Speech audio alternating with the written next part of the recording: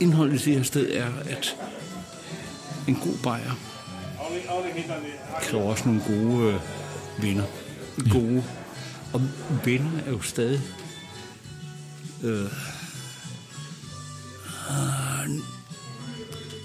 ukendte, som du ikke har mødt endnu.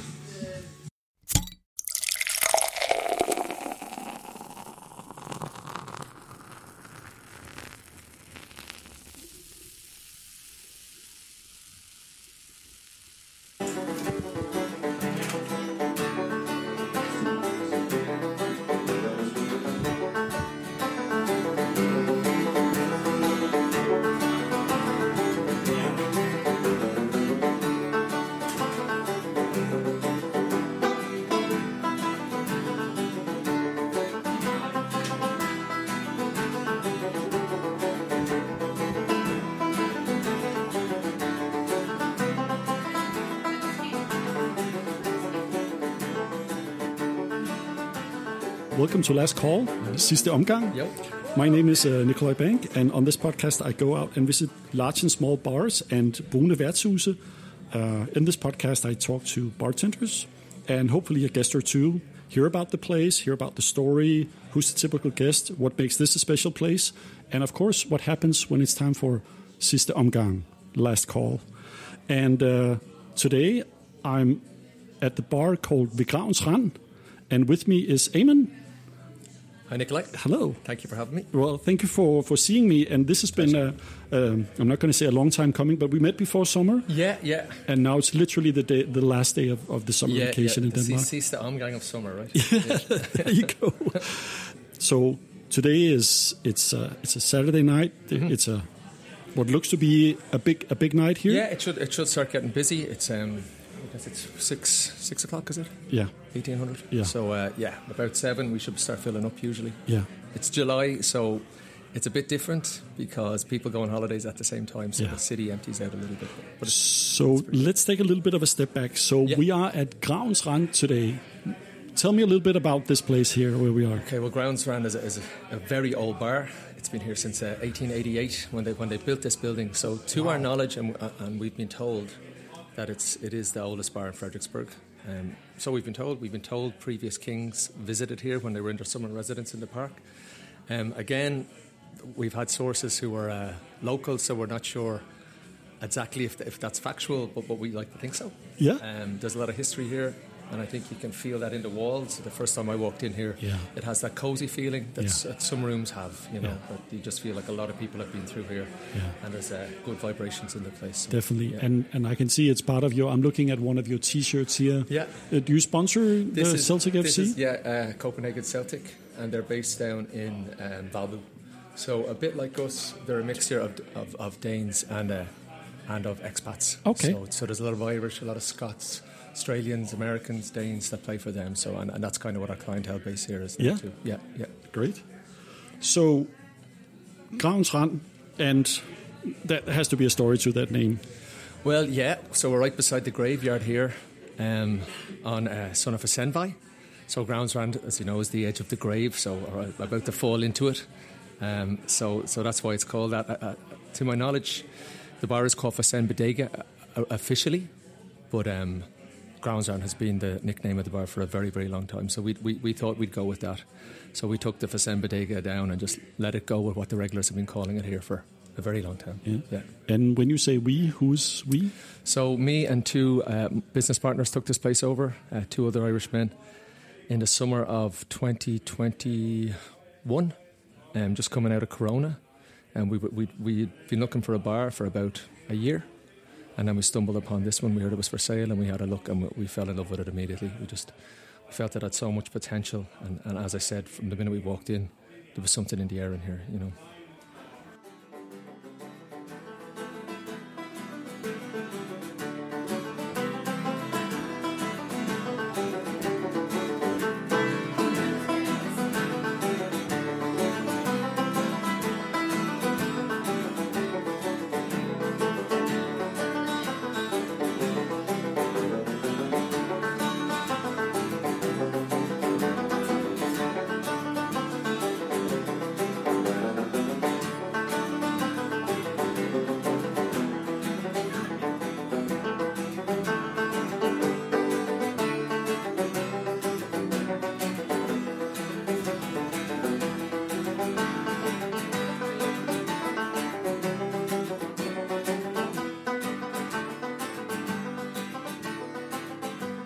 And just looking around at some of your patrons tonight, it's a mix of older locals and then younger. I don't know whether they're locals, but it's like you have like your 20s and your it's 40s, 50s, it's or definitely a mixed bag. And because it was a smoky bodega, a brown bodega, one of the things we wanted was a smoking outside, which of course upset some people. It's tradition here to smoke in smaller bars, but we just felt we wanted to be a local bar for everyone, and not everyone will come into a smoking place, but smokers can come into a non-smoking bar. So we felt that it was best served as a local bar for the locals and for everyone. And it's just so great to see that people are now milling in. Some seem a little bit confused or surprised that so many tables are reserved. Yes, yeah. Well, we have quite a big a booking this evening. We've a 50th birthday party, so there's 30 people booked in, and it's a guest who used to live in the area but now he lives in Australia. He was here last summer with his family. We got on very well, so he rang me a couple of months ago and said, "Can we book out half the bar?" And we said, "Hey, we can hold you tables." So they should be in any time now. We'll probably hear them milling in. Yeah, I suspect so. I hope so, because that sounds like a great party that's going to take place. For sure. So who else are your customers apart from your 50-year birthday Australians? So we definitely have a mixed bag of regulars. Of some of the people who used to drink here, a lot of them still come in on a daily basis just for their beer on their way home from work or their nighttime beer before they go to bed. And and it's not just people who drink alcohol. We get people in just for their coffee or their non-alcoholic beer or their soda, And it's definitely it's a good mixture of locals, Danes. Because we're foreign, we get quite an Irish. We get quite a lot of Irish people in.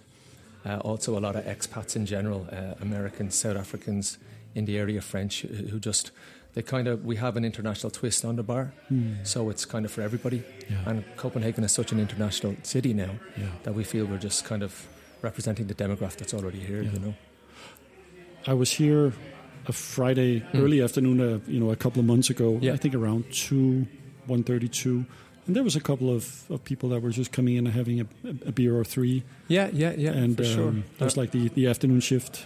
And we have the summer garden here beside us, so a lot of people take avail of that when the weather is good, especially people just walking by. And Sunner for Senvai is quite a long road with not a whole lot of shops on it, so people can be walking to Valbu or from Valbu and kind of on a warm day see the bar, see the garden and go, oh, maybe I'll have a quick beer, just to quench the thirst. Good stuff. On their way somewhere else. And do you get much, traffic from the park next to it? Yeah, for sure. We're not one of the main entrances to the park, but we surely get some in, and we get quite a lot of people. We were talking about Fazen Garden, the restaurant across the road too, and the staff from there come in here quite a bit. They send some customers our way. The zoo staff come in quite a bit, and they send some customers our way too. So, yeah. I was we were talking about this just before I started recording, but I was at a very fancy dinner at Fazen Garden, and it finished around, I think, 12 or 1 on a early June, and then I came out here, and I was very surprised to see. So the bar was packed. It was midnight on a Friday. The bar was packed, and there must have been 100 people standing outside. Okay, yeah. So. Pretty good business, yeah? Yeah, business has been going well. I think the first year in any business is tough to just keep your head above water, but we managed to do that. And I think some people were sceptical because we were foreign people coming in to an old bodega and putting our twist on it. But a lot of people told me they were upset to hear what was going to happen, that there was going to be non-smoking. But they came back to us. We have a lot of music on here. Everybody loves music. We've got some fantastic musicians, and we put on quizzes, and we show some important sporting events as well. So our idea was just to be part of the community and a place for people to meet in the area who are living here. Yeah. So in terms of drink, I suppose there must be a bit of an Irish twist to that. It certainly is. So by far our biggest seller is Guinness, and we like to think that we have the best pint of Guinness in Copenhagen, if not Denmark. I've been working in bars in Ireland since I was 14, so I like to think I know what it takes to pull a good pint of Guinness too. Yeah. So we have a very short line from tap to keg, which is extremely important. We sell volumes. We sell a lot. That's about 30% of our sales. So that tap doesn't stop running. From when we open to when we close, the tap is going all day. Wow! And the lines are kept very clean. So all those things really add to it. So we like to think we have a really good pint of Guinness here. And do you have something special that can only be bought here?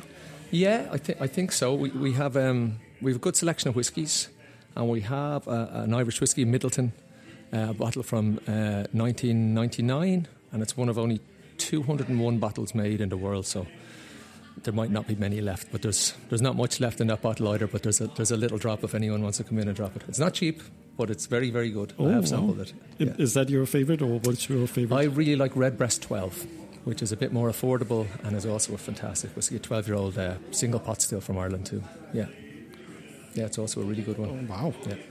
So the clients in some of the brown bars, you have like a øl med sidevogn, you have a beer with some bitter on the side. Okay, you have something like that here, or? Well, I think a lot of the clients here who come in and kind of have a sidecar or whatever you want to call it, have turned to, because we've quite a good whiskey collection. Even today, there's one of the gentlemen. He's a pint of Guinness and a Bushmills, which is an Irish whiskey. One of the ladies is a beer, be it an IPA, and a Monkey Shoulder, which is a Scotch whiskey. So we do sell a lot of whiskey. It's probably our biggest seller.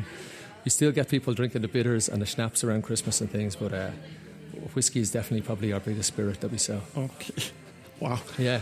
So, what about you? What's your story? You said you started to work in bars when you were 14 years old. So Ireland was a bit different. I don't think that would be legal anymore. But in the 90s, I started all my family worked in bars. My siblings, and in the 90s, I was the youngest of four, and my brother got me a job cleaning glasses in one of the local bars, and I was there for a very long time. I was on and off there for about 18 years. So I grew up in the bar business, quite literally, and it was a great experience. It really teaches you a lot about people. You learn a lot about just the psychology of how people think and work.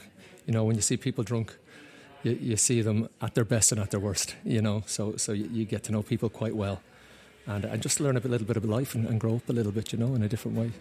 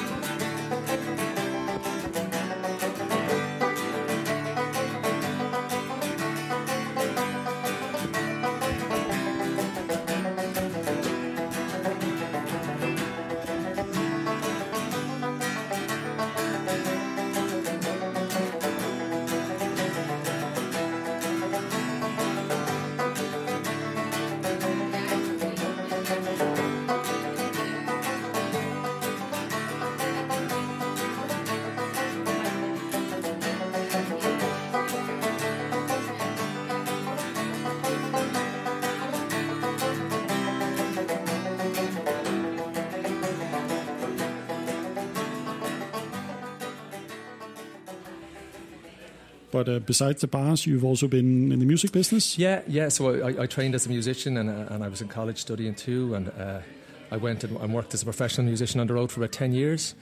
Corona kind of put an end to that. I'd moved to Denmark to play music full-time up here. Corona came along and all the gigs got cancelled, of course, and then so I threw my hat back into the bar game, because the opening here was a little bit easier than Ireland. In Ireland, because I went home for the start of Corona and was kind of stuck, if you like, at home for 3 months, and before I got back to my home here in Copenhagen. And bars had started reopening, so there was a little bit of work, and I needed to work. So I threw my hat back into the bar game here, and I just remembered how much I loved it. And I think I was at an age where the kind of life of a musician of being on the road all the time, and the late nights and the unhealthy eating when you're away from home, was just taking its toll. I was ready for a job where I'd go to work and then go home, go home to bed. So this podcast is called Sidste Omgang, or Last Call. What time is your last call? So on the weekends it's 2 a.m.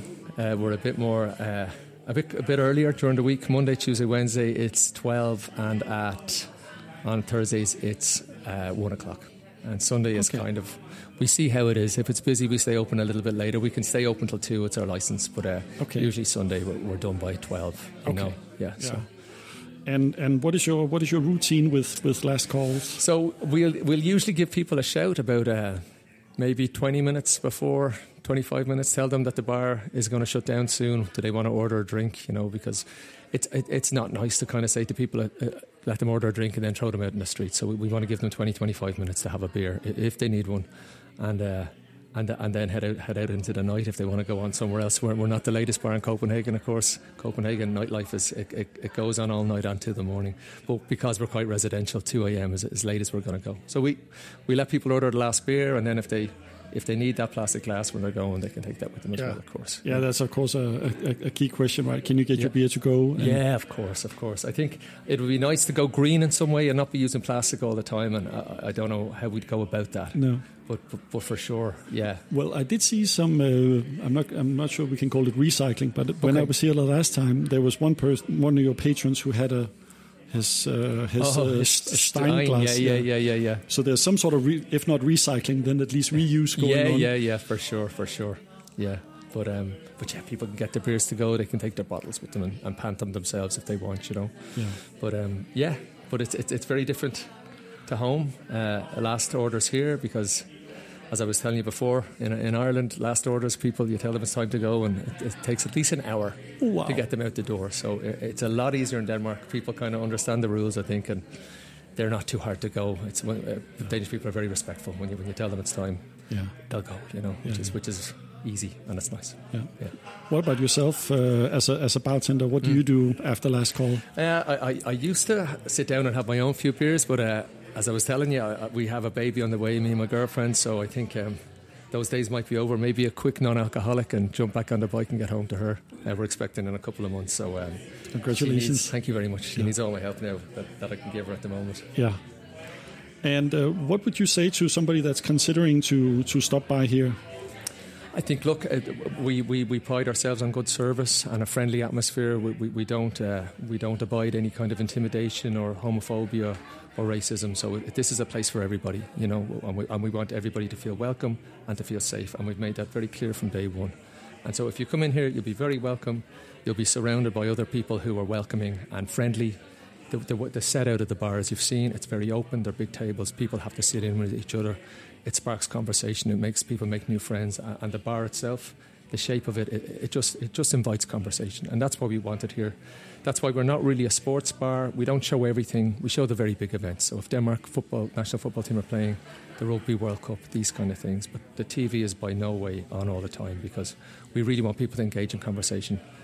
Otherwise, we have music on Sundays, a wonderful session that's really taken off here. That's hosted by Desi Higgins, who's an Irish musician who's been based here for about 30 years now. His daughter Selma is top of the charts at the moment. Selma Higgins, you might have heard her song Sunlight. Well, she's no worries, she's flying very high at the minute. So Desi is a fantastic musician, and he hosts our session every Sunday, which has brought a lot of people our way. And then we've quizzes and all sorts of events, but we post everything on Instagram and on our Facebook. As far as I know, we're Gravens Rand _CPH. Yeah.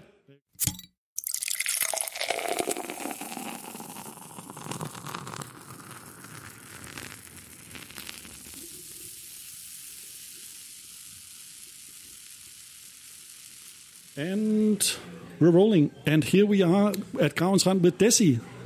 Yeah, my name is Desi Higgins. Come from Dublin in Ireland, and I've been living in Denmark for 27 years now.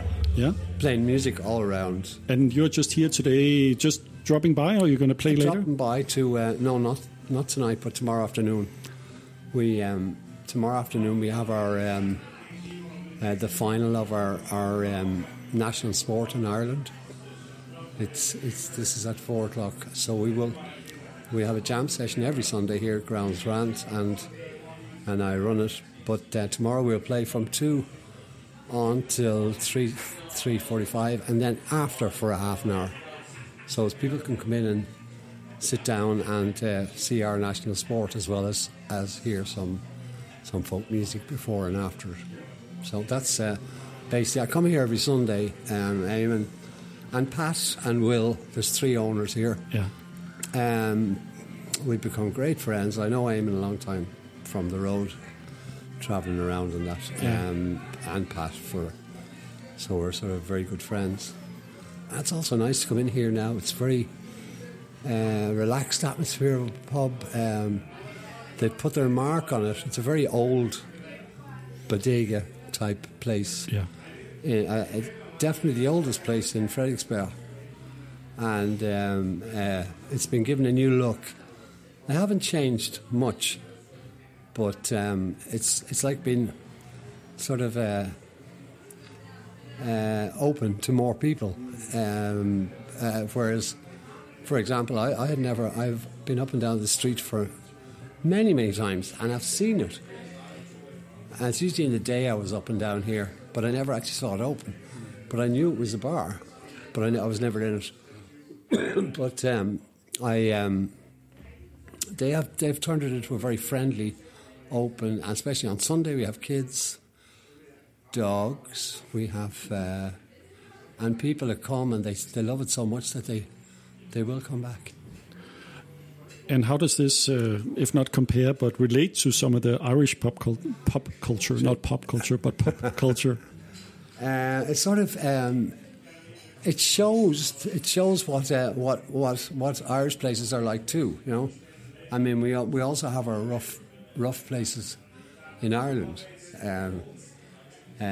but the bar was always, and they were usually small bars, not big bars. Bodegas are small and they're hugely, well, for some people. But in Ireland we had the same type of thing with smoking and drinking, but very similar. It's friendly places. That's the Danish tradition. Is the bodega. And of course, there's some argument about smoking inside or outside. But here they made a decision, right, to smoke outside. Yeah, I think it's what it's done. It's sort of cleaned them up a bit. For example, if you go into a bodega and you have people sitting around smoking, and you know, it's kind of, I smoke for many years, and it really didn't bother me that much. But when I see it without it now, it's like, well, it's very easy for me to go outside and have a cigarette, and it doesn't bother me at all. So I think it's a great thing. Really good. Yeah. So what is it that you think that makes Gravens Rand different from some of these Irish bars that we have? Because there are those called Old Irish and New Irish and Medium Irish, whatever they're called, right? Yeah, exactly. Well, they're not. But I won't say anything bad about them because I used to play in them.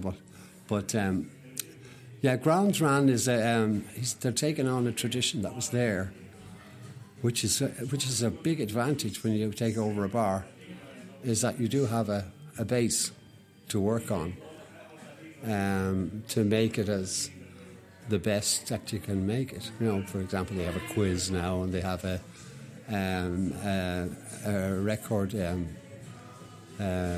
record night where you bring in your record and you can play it and people can discuss it. And then when the winter months come in, or falls, we have music on a Friday and Saturday. And then they have a songwriting session on a Thursday sometimes. And pub quiz, I said. So they're sort of trying to make it interesting more than just a drinking place, if you know what I mean. Yeah, it's very engaging, right? That people can, socialize, and the bar is, very open. It sort of almost, if not forces you, but it certainly makes it a lot easier to talk to the people sitting next to you, right? Yeah. And I think that's some of the places can be very sort of compartmentalized, whereas this is just open and engaging, right? And there was actually a person that I don't know that well that actually recommended me this place. Yeah, okay. And he said, I think you should, stop out on the other side of the bar and see what's out there. So but I think the reason it's happening here very, very well is the fact that your bartender, right, is a big part of the bar. It's not just pulling drink and giving it to you. It's a way of, for example, Eamonn. He's so experienced at what he does. He's been doing it since he was a kid. And he knows how to, if you're sitting there and there's another person sitting there that he doesn't think would suit you, he won't introduce you to him. But he may introduce you to someone that's sitting over there, because he has already sussed them out. He knows exactly who they are. So he said, well, they go well together, or that. That's the sort of thing we're seating people, you know. He's very good at moving people around, to make it hyggeligt. Yeah, to make it hyggeligt, just like a conductor almost. That sort of thing, if you know what I mean. Yeah. A bartender is like worth his weight in gold to be able to, to work the place. But you do find that a well-run bar is a friendly bar is good for everybody. You know? Yeah, we're trying to keep the music dynamic, and from 8 to 10, you don't have to play like from 8 to 1.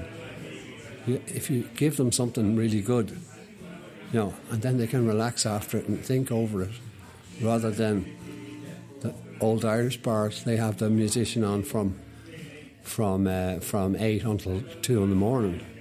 I wouldn't listen to the Rolling Stones for that long, or anybody for that matter. No. So it's sort of give them something nice and then take it away. Yeah, that's good.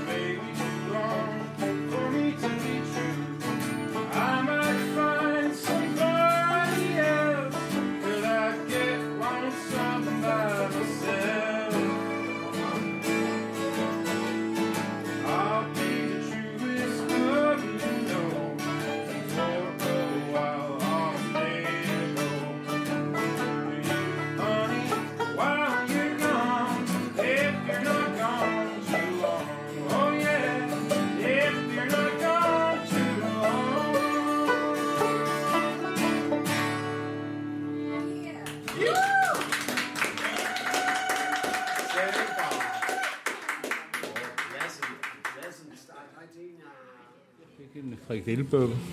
En frikadelleburger til morgenmad. Ja. Ja, Bjarne, jeg har en podcast, der hedder Sidste Omgang, og jeg er jo inspireret af den bog, der hedder Stamsteder. Der forstår jeg, der er du med i. Der har jeg 4 sider. Der har du 4 sider. Og er det herfra, eller hvor er det fra? Det er herfra. Det er herfra, ja. Jeg tror, du var her sidste gang, jeg var her. Det går lidt ud over min hukommelse. Det går lidt ud over din hukommelse.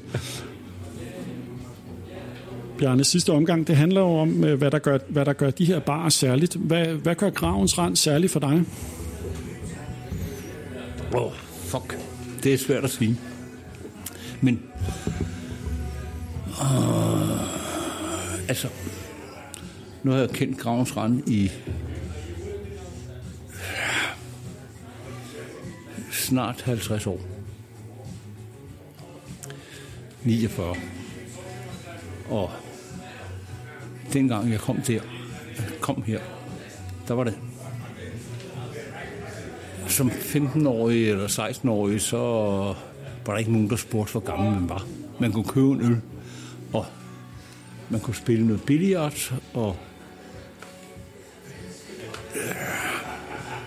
putte nogle penge i de enarmede, og man kunne... Ja, der var ingen alder på den dengang. Så kom vi tilbage i 85 eller 88, tror jeg det var, og det var stadig det samme.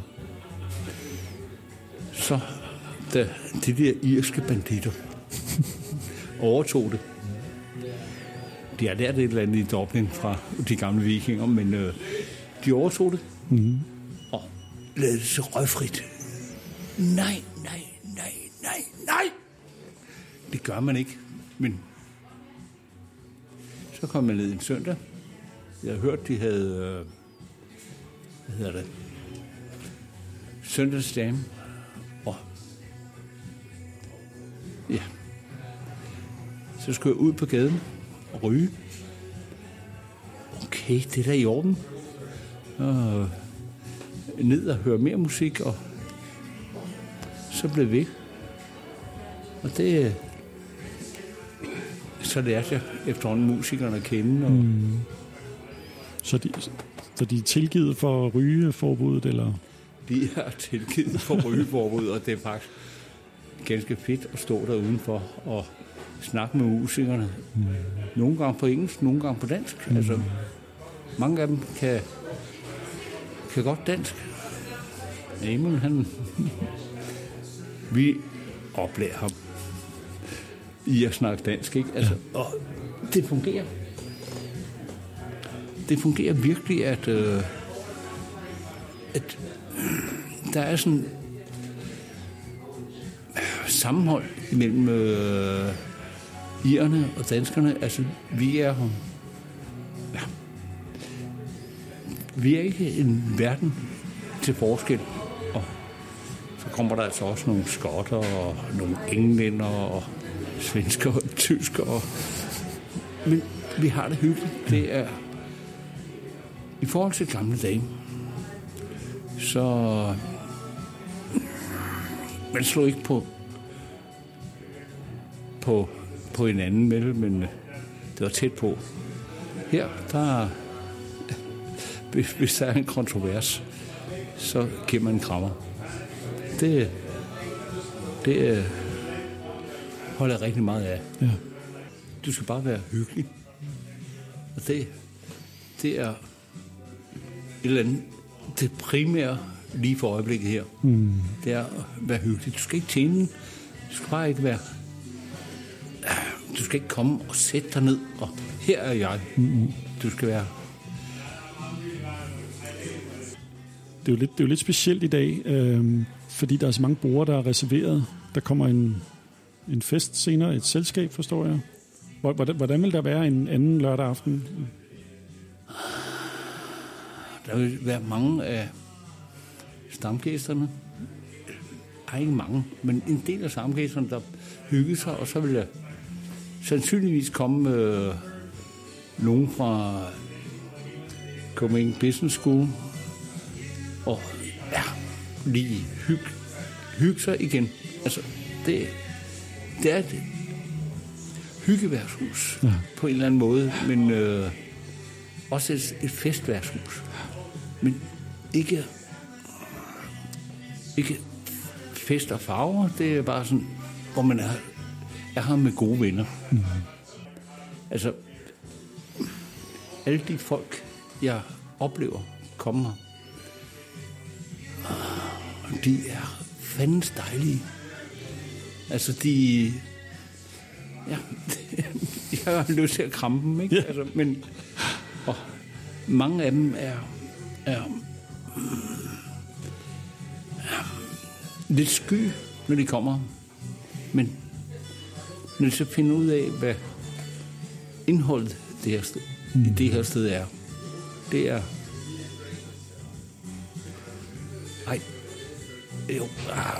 Indholdet i det her sted er, at en god bajer kræver også nogle gode venner.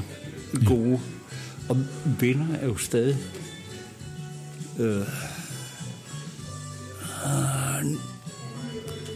ukendte, som du ikke har mødt endnu.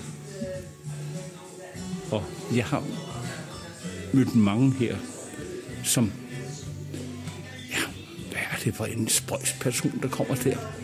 Men fuck, når man så lige får snakket lidt mere om, så er han sgu meget fin. Og vi har stadig nogle af de gamle stamgæster dernede, som en, jeg holder rigtig meget af, han hedder Bengt. Og, han kommer og drikker et stort krus øl. Og han var her dengang, jeg var her. Han har sådan et stort glas, og så får han 2 tuborg. Ja. Og så, hvad gør han så? Han hælder dem op i? Nemlig. Ja. Og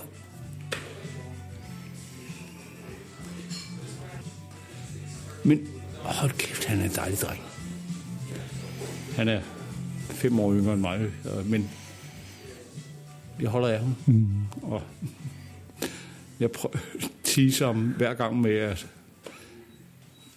Nu skal jeg have hans mor med i zoologisk have. Hun er 90.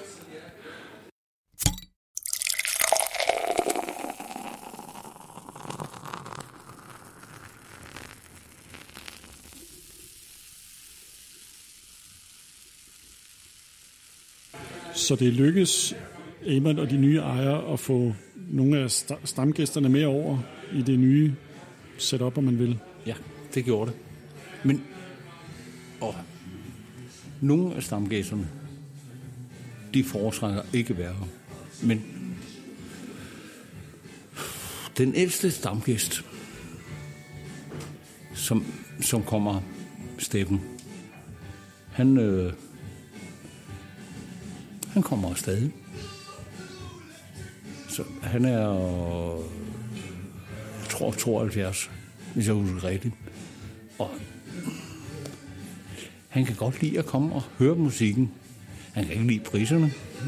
Det steg jo, da irerne overtog. Men ja, det skal også til. Mm. Ja. Bjarne, er der noget særligt, du tænker, du vil fortælle om Gravens Rand? Hvis der er nogen, der tænker, om de har lyst til at stoppe forbi her, hvad vil du så sige til dem? Kom en søndag ved 15-tiden. Musikertid. Nogle gange starter det tidligere, nogle gange starter det senere. Mm. Og ja, hvis du ikke har tænkt dig at drikke rigtig meget, så sørg for, at du i alle tilfælde har tid til en 18-tiden. Det er der, de plejer at stoppe. Mm. Jeg har også oplevet, at de har stoppet kl. 20. Og nogle gange kom i god tid, fordi det værste, jeg har oplevet hernede, jeg vil ikke sige det værste, men det mest spøjse, det er 20 musikere. Der er ikke plads til ret mange publikummer. Men selvfølgelig spiller de alle sammen ikke på samme tid, men ja. Hvad jeg allermest vil bede om, det er, hvis der er nogen, der kan spille et rimeligt instrument, så kom forbi og spil. Så, men hvis du gerne vil prøve, og kan, du skal ikke komme her og øve dig på din blokfløjte, men så er de meget åbne for andre musikere. Og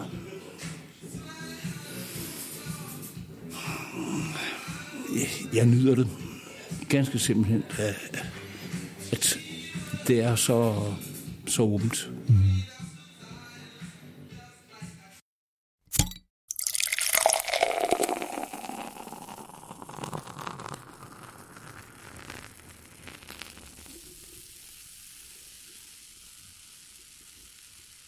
So for the month of August, because of this podcast, if someone comes in and says "siste omgang" when they order a drink themselves, of course, they'll get a free shot of the bartender's choosing.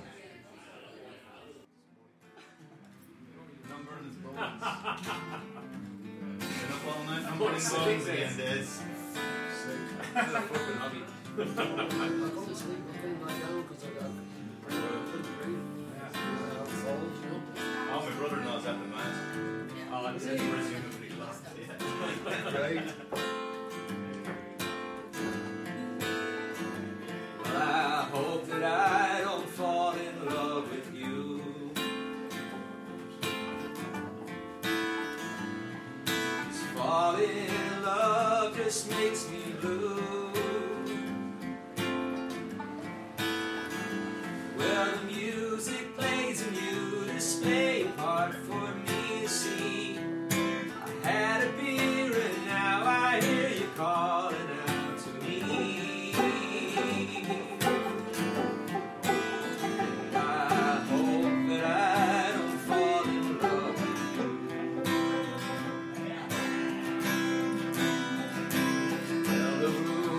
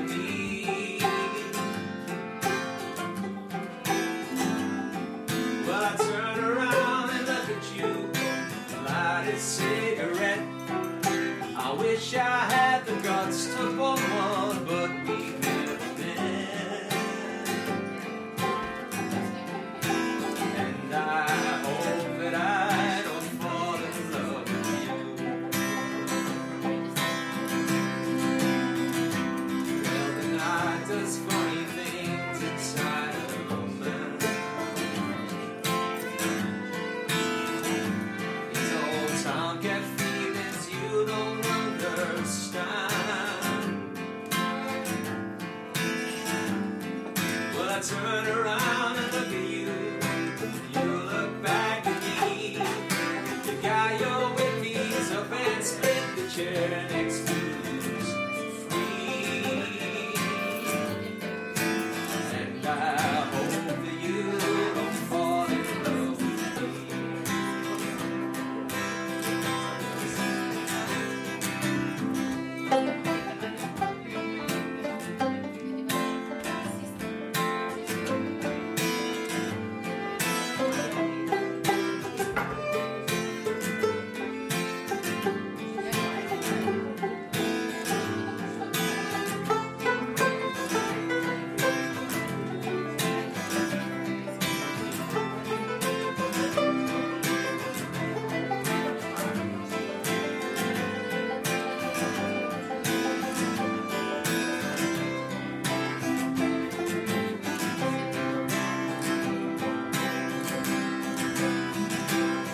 It's closing time.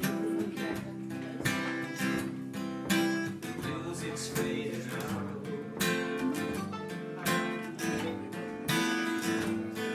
That's all for drinks. I'll have another stout. Well, I turn around and look at you.